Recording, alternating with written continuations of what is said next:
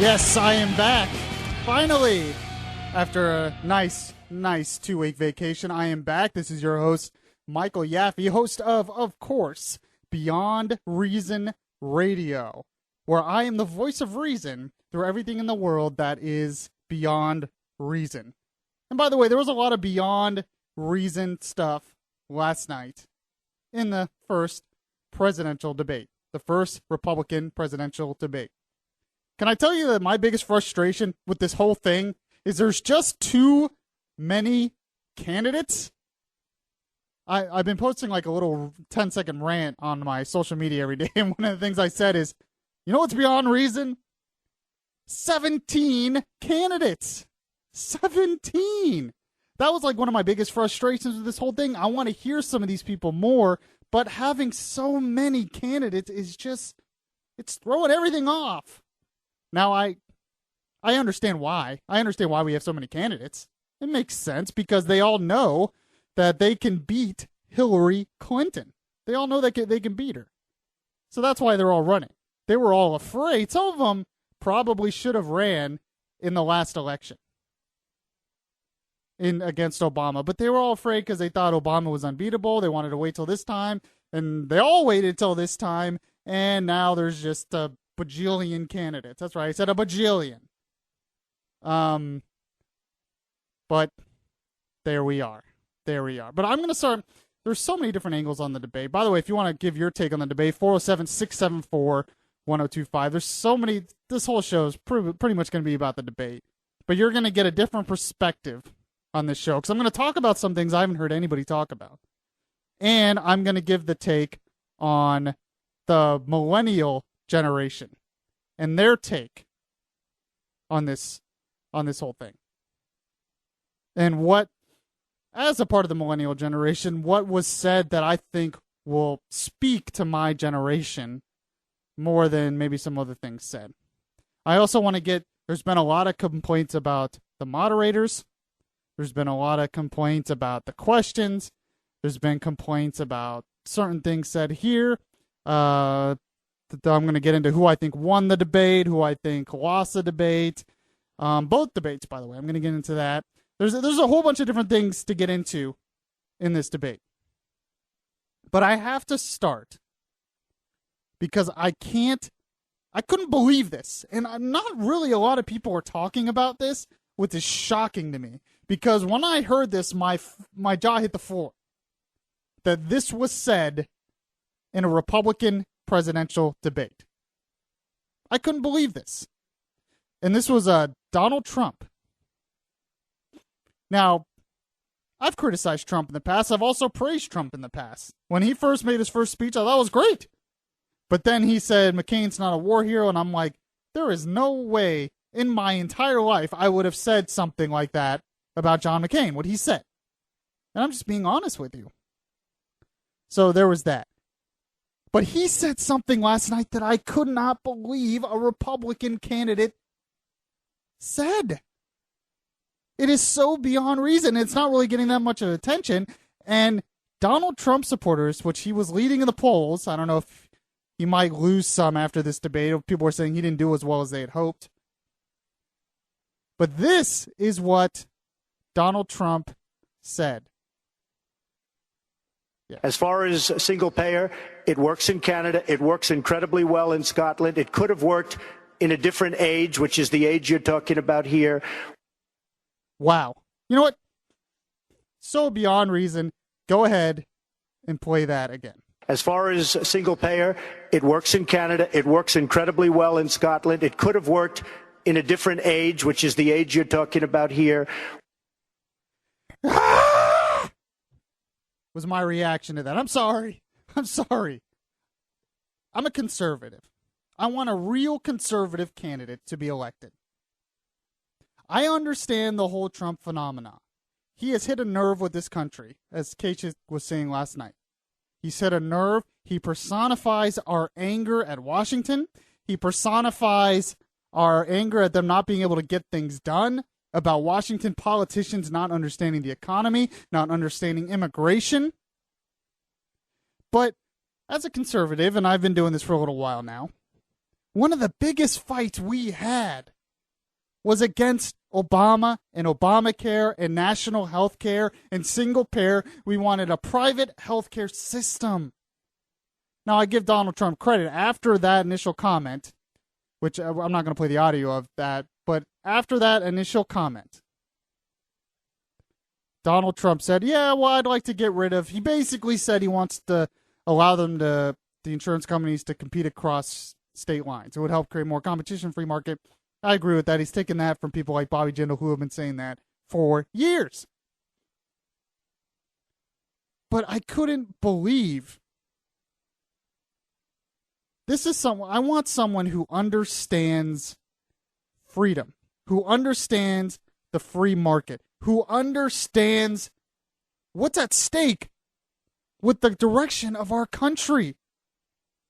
And for him, as a Republican, a conservative, and he's not getting really any flack for this, he's getting some, but he should get a lot. Romney got flack for it because he had Romney Care in Massachusetts. It was his biggest criticism. And Trump just said, oh, well, Canadian healthcare, the single-payer system works in Canada. No, it does not work in Canada. Oh, it works in Scotland.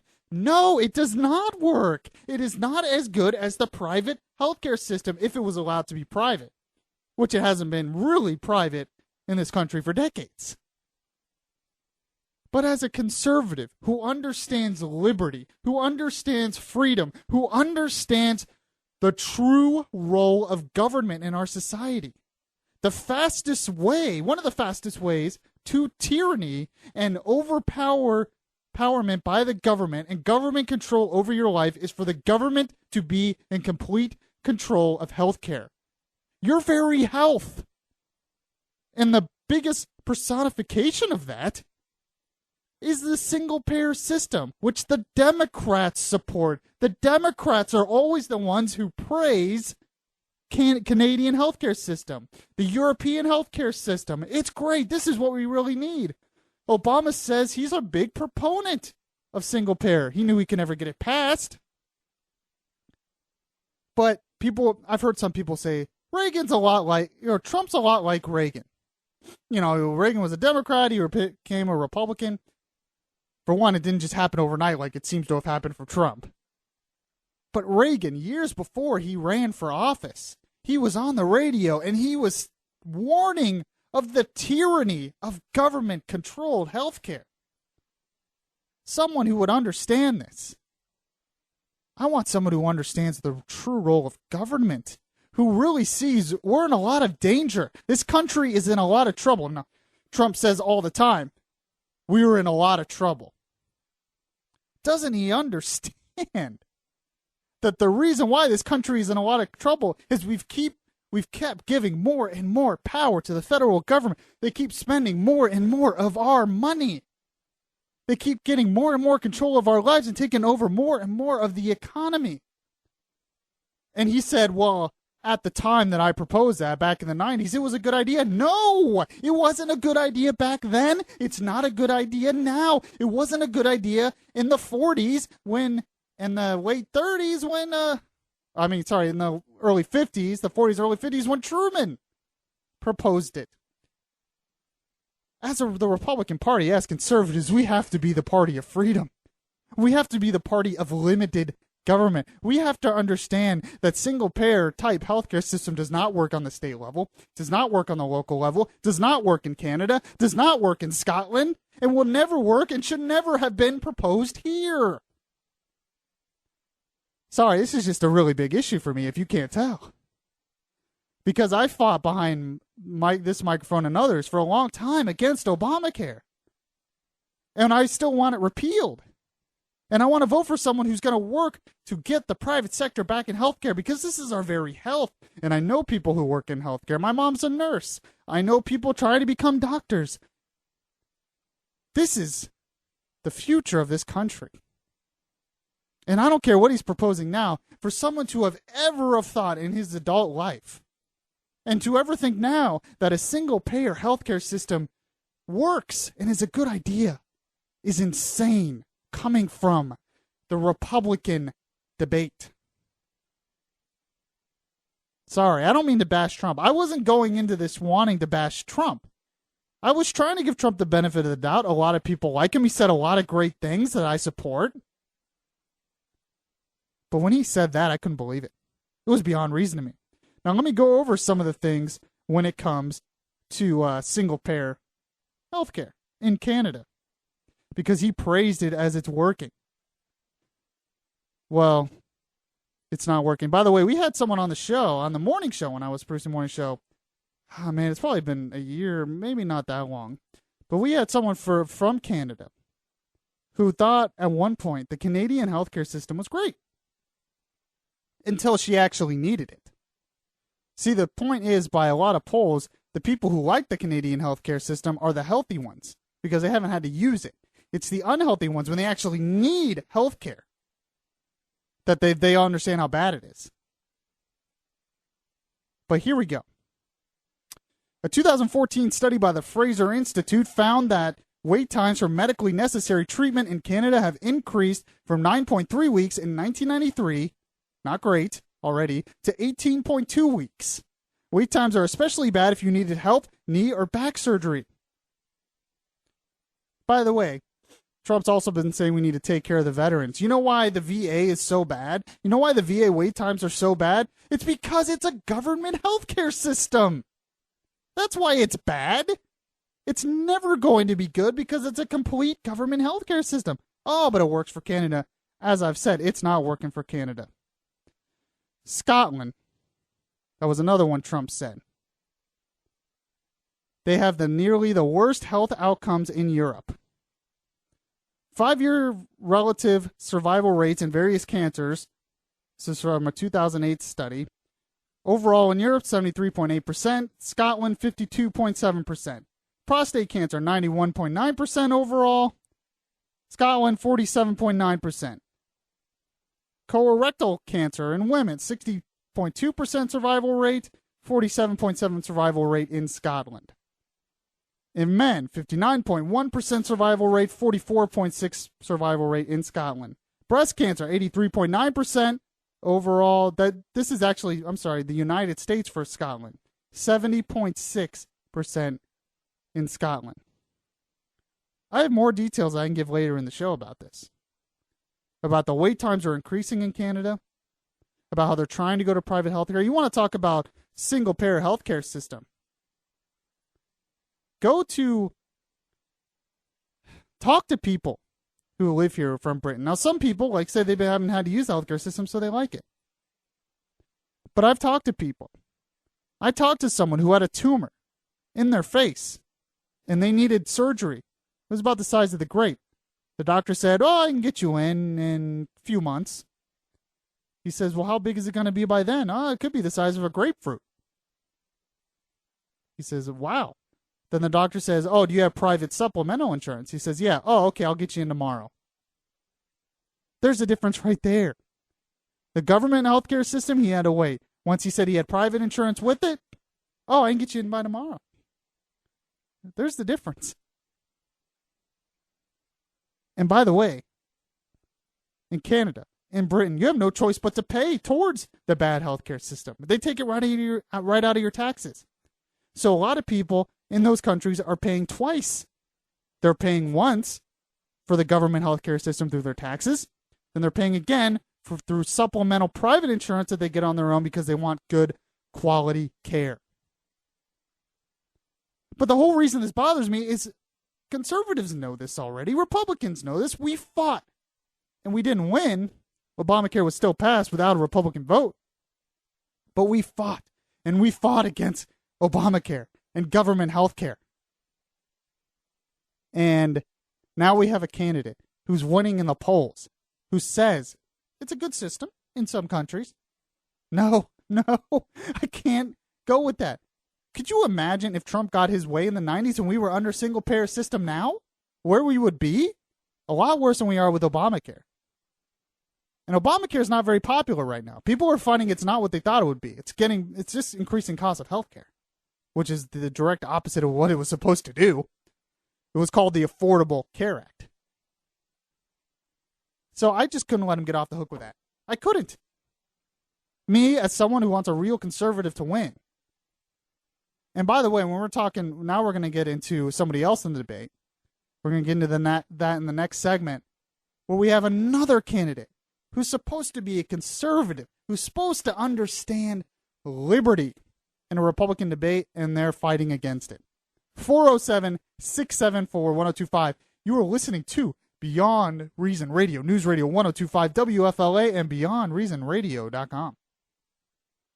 It would be beyond reason not to listen to Yaffee on your TuneIn Radio app. Download the app today and search Beyond Reason Radio.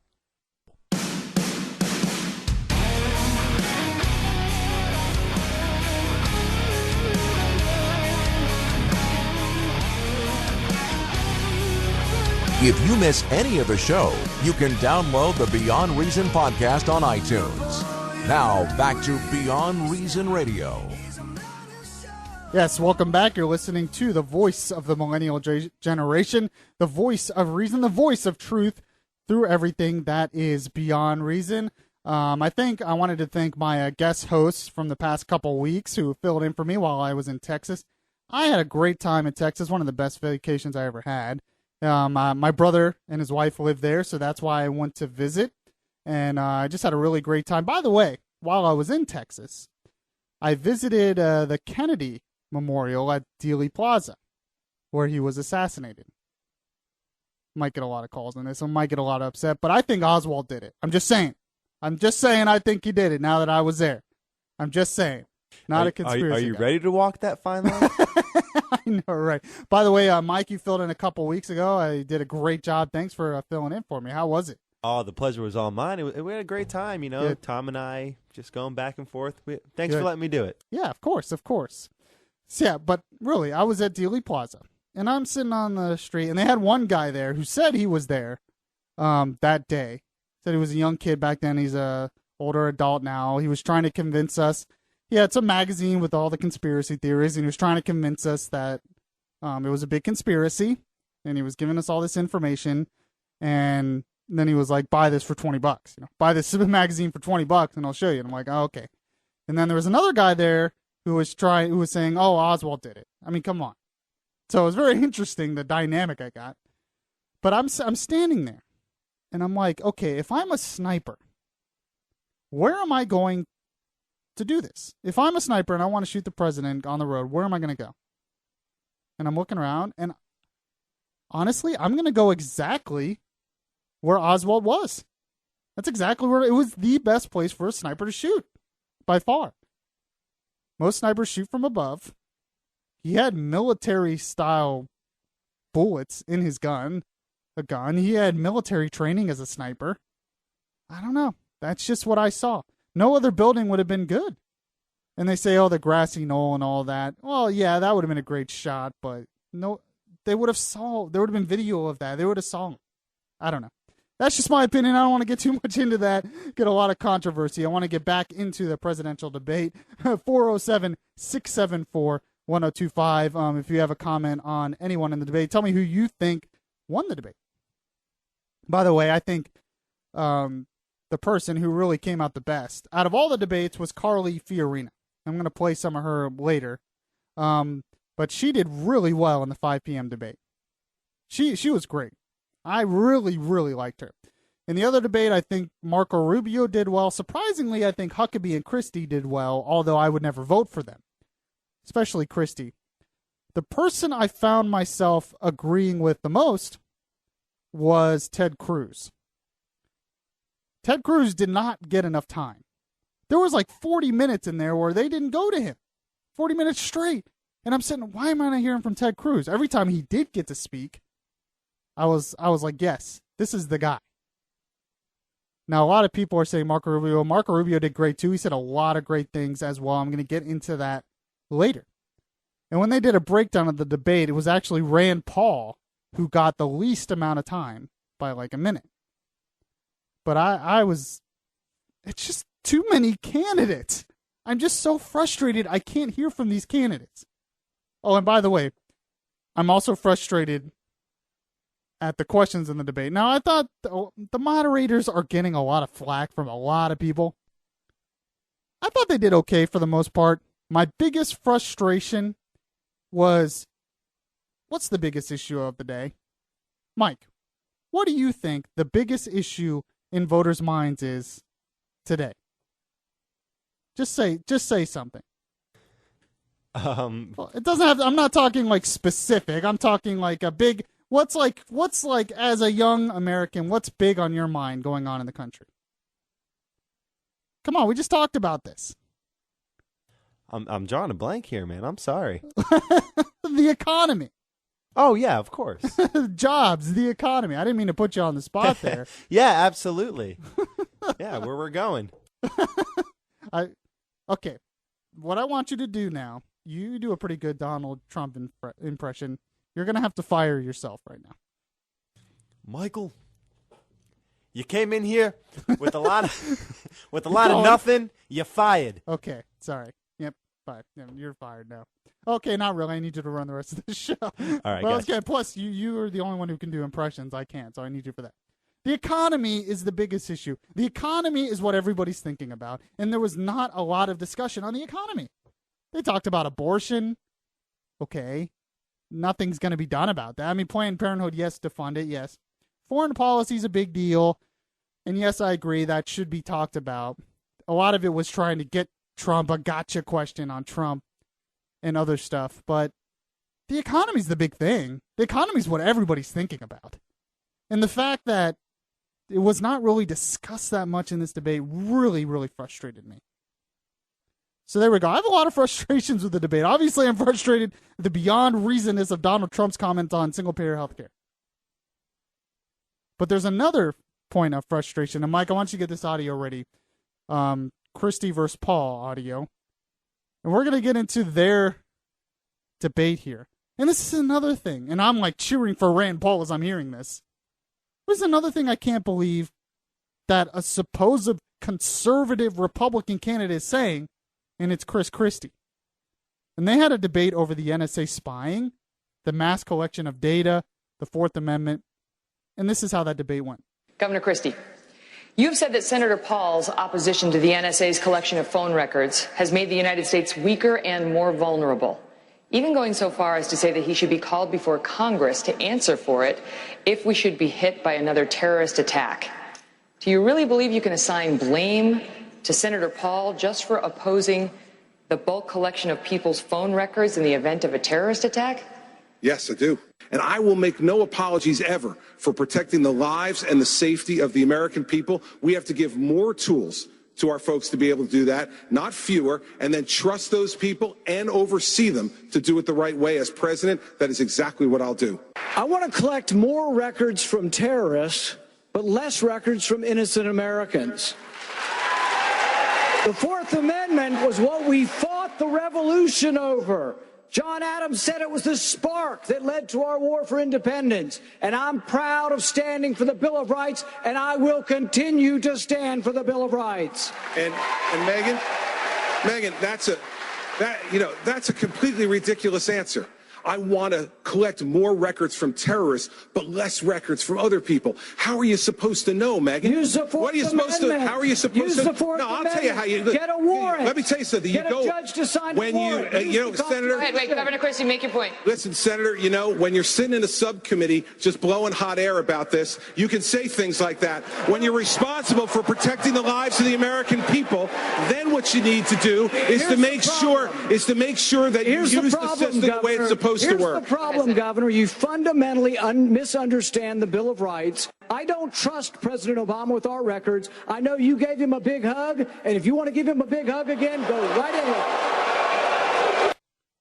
407-674-1025. I want your take on that. I am so sick and tired of these politicians who misunderstand what their role is.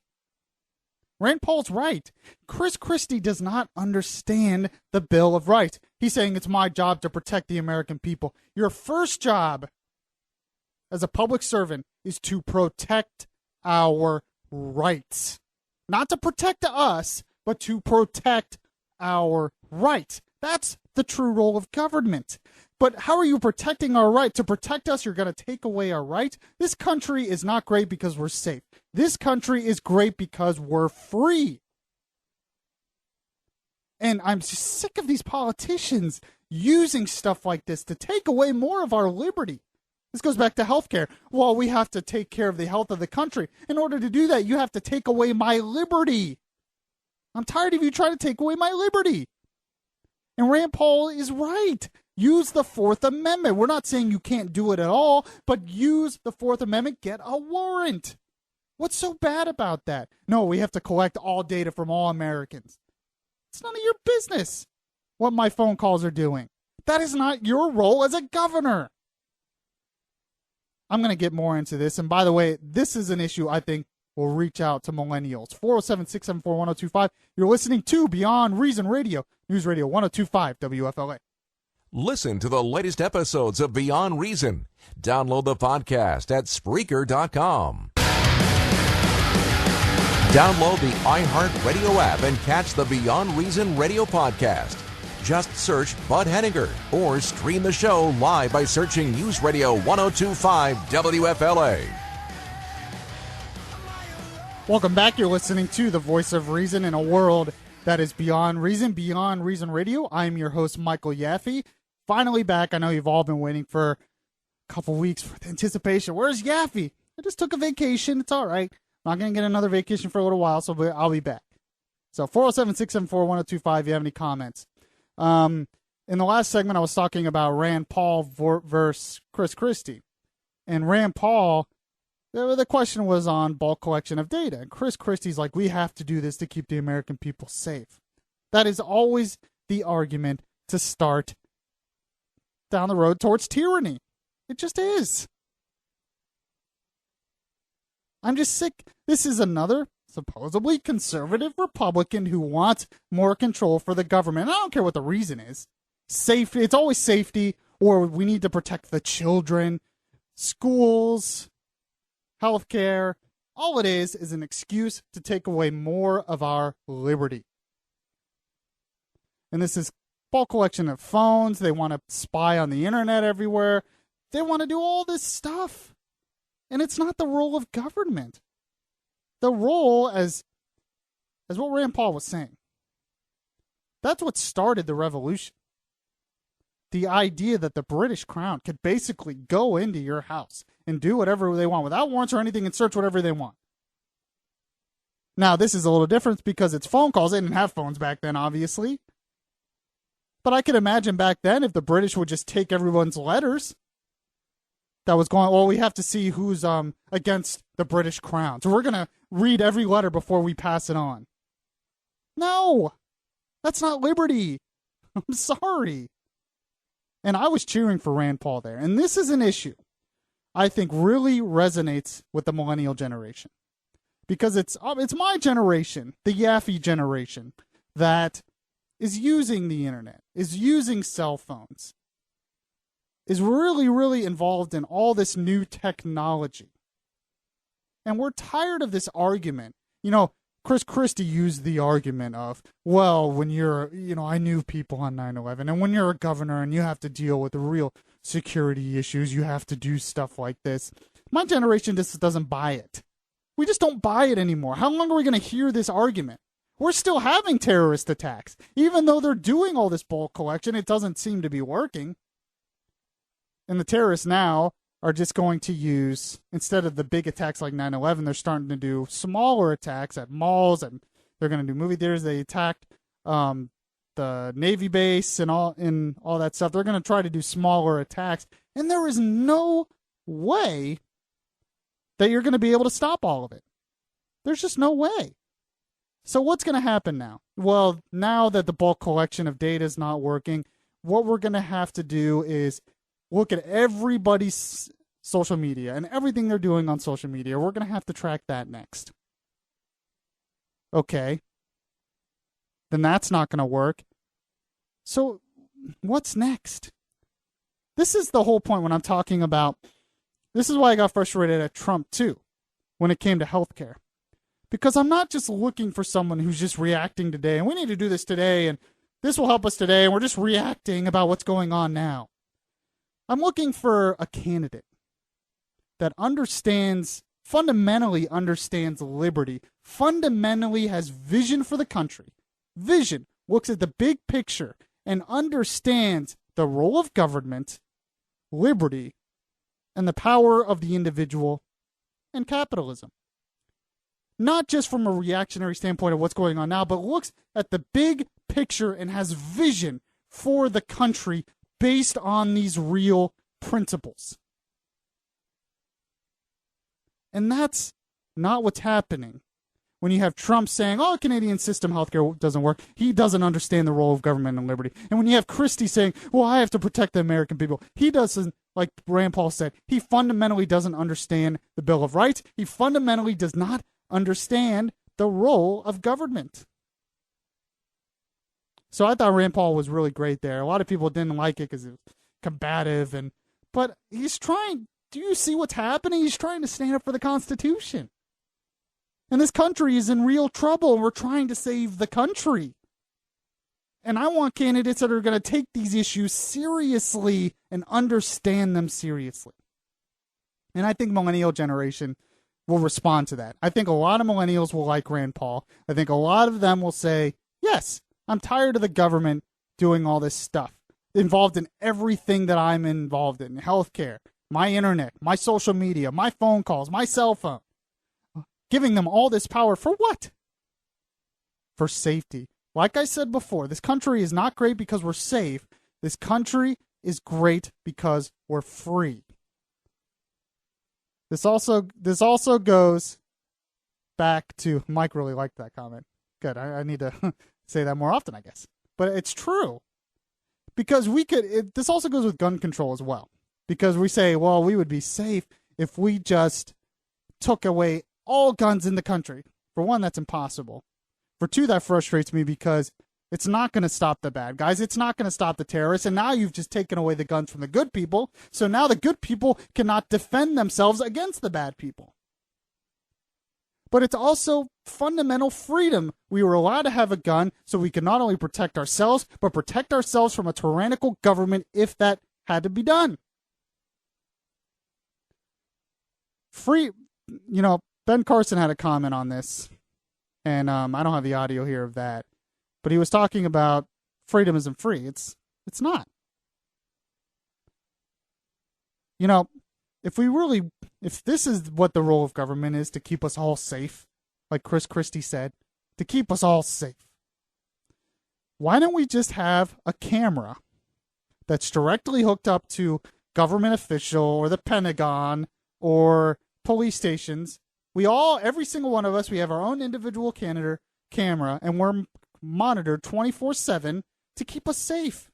Not only that, but why don't we have a government-issued bubble where we all live in this government-issued bubble so we can't face any harm ever? How about this? You know what causes a lot more deaths than gun violence or terrorist attacks? Traffic accidents. How about we just ban all cars? Let's just ban all. The government should monitor our driving at all times. How about we do this? Look, it's the government's job to keep us safe. Now, there are some people who actually want to do that. Believe it or not, I wouldn't be surprised. But this is where this is headed. The car is just another thing where it's like, that's part of your fundamental freedom as an American, to want to get in your car and go travel and do what you want. Okay, and then when you go to free speech, there's a lot of people out there who say a lot of bad things about the U.S. government and about our country. And you know what? That could be dangerous. So why don't we monitor everything they're saying, and if they say something bad against the country, they should be arrested and thrown in jail. Look, it's just to keep the safety. We had a former Pentagon official on Fox News saying we might have to intern Muslims who say radical things, just like the Japanese were interned during World War II. So what? Yeah, we could just say anyone who says something against the government, we'll put them in an internment camp, or we'll put them in a re-education camp. Look, this is all about just keeping us safe. Isn't that the proper role of government? No. See where this goes? I'm going to sit here and I'm going to stand up for liberty. And yes, sometimes our country isn't always the safest. But I'm free. I live in liberty, and I'm willing to pay that price for liberty. As a millennial, as a young person, when I want to hear candidates talk about liberty and freedom. Because right now, especially my generation, we have the opportunity to be the freest people ever in the history of mankind, to have more opportunity than ever in the history of mankind. We have more access to more information ever than the history of mankind. And yet it is all being strangled by the growth of government through NSA spying, through new internet regulations, for increasing business regulations, for a very complex tax code. And this gets me to my next point. Another person who said something that I think will really resonate with millennials is Marco Rubio. And he talked about the economy. And anyone who's in the younger generation knows this. Our economy is in a state of a lot of change. And our government just doesn't get it. Our government, instead of us being able to embrace that change and use it to spread prosperity and wealth and grow our economy, we're being strangled by the government not allowing us to do these things. And Rubio made this point at the debate. This is what Rubio had to say. This country is facing an economy that has been radically transformed. You know, the largest retailer in the country, in the world today, Amazon, doesn't even own a single store. And these changes have been disruptive. They have changed people's lives. The jobs that once sustained our middle class, they either don't pay enough or they are gone. And we need someone that understands that as our nominee. If I'm our nominee, how is Hillary Clinton going to lecture me about living paycheck to paycheck? I was raised paycheck to paycheck. How is she going to lecture me? How is she going to lecture me about student loans? I owed over $100,000 just 4 years ago. If I'm our nominee, we will be the party of the future. I like that. If I'm our nominee, we will be the party of the future. What he's saying is he totally understands where our economic situation is going. Now, I was doing some research, and apparently Amazon is not the biggest retailer. Apparently it's still Walmart in terms of reach and everything, but Amazon has a lot bigger market share, market value than Walmart. So there's an argument both ways that it could be. But we all know that retailers are going out of business because of the internet. All you have to do is look at Borders. All you have to do is look at Circuit City, Radio Shack. Best Buy was in trouble. They barely survived. A moment of silence for Blockbuster. Yeah, I miss Blockbuster. Blockbuster's another one. Malls going out of business across the country. It's just because the internet, the economy's changing, and that's not necessarily a bad thing. The internet's a great thing. But we just have a government that doesn't understand that. In order for this to work, we have to have a simple tax code. We have to get rid of the regulations so we can create entrepreneurs who can use the internet to grow a new business, to sell a new product, like Uber. Uber, I always talk about Uber on the show. I'm sorry. They need to be a sponsor of the show. Yeah. But Uber it's just a great example of someone starting with new technology, with the internet, starting a new company, and the government hates it. Constantly trying to get in Uber's way. And this is happening with businesses all across the country. And we need a candidate. And that's why I say it's going to really resonate with millennials. Because millennials are the ones that are creating these new businesses, that understand the internet, that are going to use it to our benefit.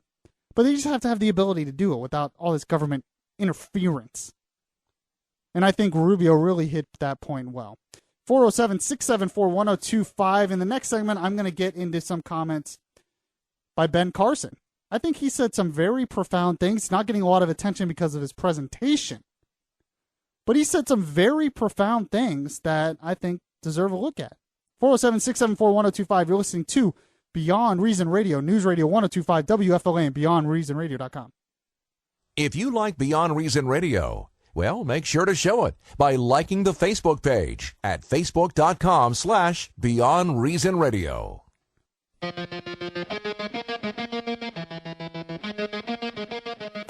Subscribe to the Beyond Reason podcast today on your Stitcher app and hear the voice of reason anytime.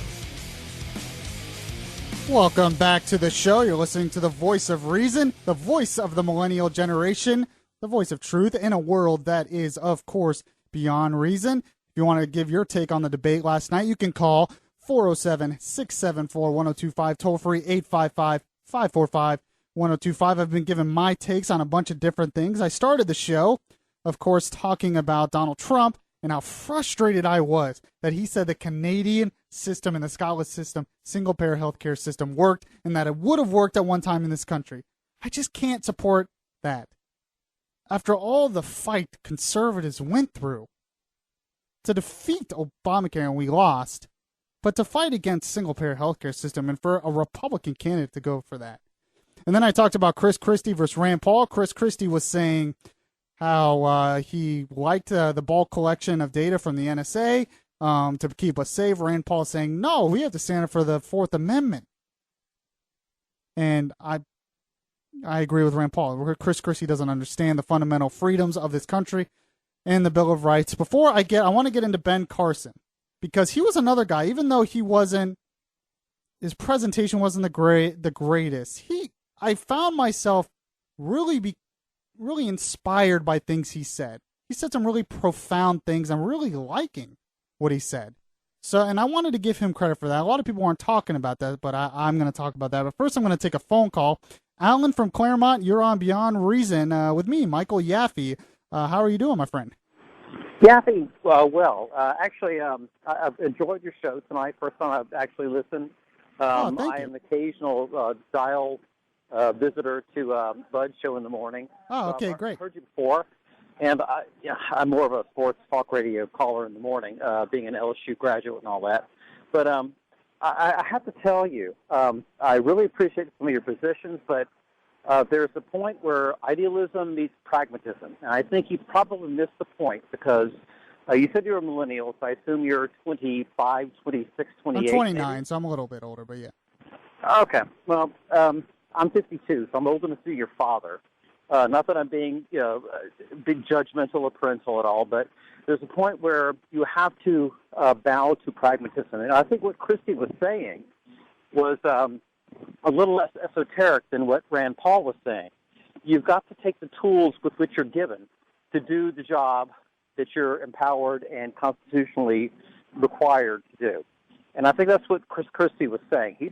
I just don't think he has. I don't think he is constitutionally required to do that, though. That's my only problem.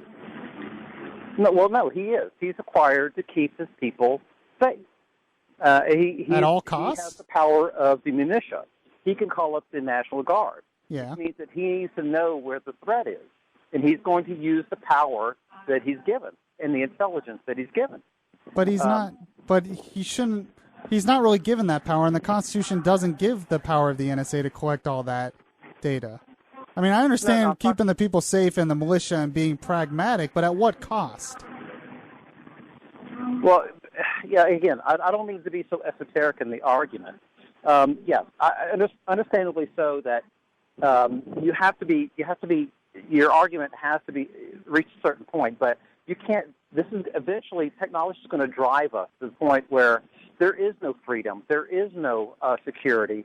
We're already seeing that in Facebook. Facebook sponsored the debate tonight. Right. This whole thing was a setup. If you listen to Michael Savage, I don't know if you are a listener, but you perhaps take a couple of cues from him. He really is, although bombastic, has some legitimate points. I've listened to him, yeah. All right, Alan, I appreciate your call. Thanks so much. I get what he was saying, that we have to be pragmatic, and technology could take away our freedoms, but I think technology could give us a lot of freedom as well. And we're not going to be able to be safe with new technology, I'm hearing. He's right. And the bulk collection of data isn't going to keep us safe either. I'm sorry. The only way we're going to be able to be safe in this new world is by being able to protect ourselves. That's why I'm a big proponent of the Second Amendment. Because we have to be willing to protect ourselves. That's going to be the only way. We have to be vigilant in our own lives, protect ourselves and our family. It's the only way we're going to be able to do it. Because I don't care how much mass collection of data, and they're going to want to take more and more. And the point I'm saying is this sets a precedent for them taking away more and more of our liberty. And he's saying, yeah, but we have to be safe. We have to be safe. It's not going to work anyways, I think. That's just my opinion, but I would rather be free than be safe. I want to get into something Ben Carson said. I'm going to end the show with this. Ben Carson was asked about the whole race situation. And he said something incredibly profound on this subject. And I really appreciated his comments. This is what he had to say. Well, I think the bully pulpit is a wonderful place to start healing that divide. You know, we have the purveyors of hatred who take every single incident between people of two races and try to make a race war out of it and drive wedges into people. And this does not need to be done. What we need to think about instead, you know, I was asked by an NPR reporter once, why don't I talk about race that often? I said, it's because I'm a neurosurgeon. And she thought that was a strange response. And I said, you see, when I take someone to the operating room, I'm actually operating on the thing that makes them who they are. The skin doesn't make them who they are. The hair doesn't make them who they are. And it's time for us to move beyond that because, you know, our strength as a nation comes in our unity. We are the United States of America, not the divided states. And those who want to destroy us are trying to divide us, and we shouldn't let them do it. I thought it was really great. When he talked about the idea, well, why don't you talk more about race? He's like, I'm a neurosurgeon. And what he's saying is, I understand that racism is stupid. And that to divide ourselves based on the color of our skin is so meaningless and trivial. He says, I deal with what really makes you. That's your brain. That's your consciousness. That's your soul. That got me pumped. You liked it? I did like that. Yeah. It makes so much sense. Yeah, exactly. That we are being so divided on both sides when it comes to race and all that stuff. And he just comes out and he's just this voice of reason. And he didn't get a lot of attention, but he just says things every now and then. I'm like, he's really profound. If he's not president, I want him to at least be a part of the cabinet, maybe vice president. He needs to be up there and to work to unite us. And I understand there's race problems, and I understand there's frustrations about police brutality against blacks, and those things need to be addressed. But he's saying, look, on both sides of this issue, we have to stop with this racism. We have to stop dividing us over something so trivial as your skin color. And I like how he said hair color too, because really that's just as different, trivial. Hair color, skin color, it's all the same. And another thing he said that I really liked, he actually posted this on his Facebook right before the debate, and I really thought this showed his character. He said simply, may the Lord guide my words tonight. Let his wisdom be my thoughts. That's just that's what I want from a leader. Another problem I have with Trump is he's, I get that he's confident and people like the confidence, but I also want a leader who's humble, who understands where the rights come from with God, which he made comments on that later in the show. And I thought he said some really profound things, and I just wanted to give him attention to that. That his voice needs to be heard as well. Well, that's my take. I had a lot of fun tonight. Went by fast. You've been listening to Beyond Reason Radio. Make sure to go to my website, beyondreasonradio.com. Follow me on Twitter. I tweet all the time now. At Michael Yaffee. Yaffee. Michael Yaffee. And, stay tuned. Next, we have the American Taxpayers Revolution, which I produce. That's coming up right next. And I will catch you guys on this show next week.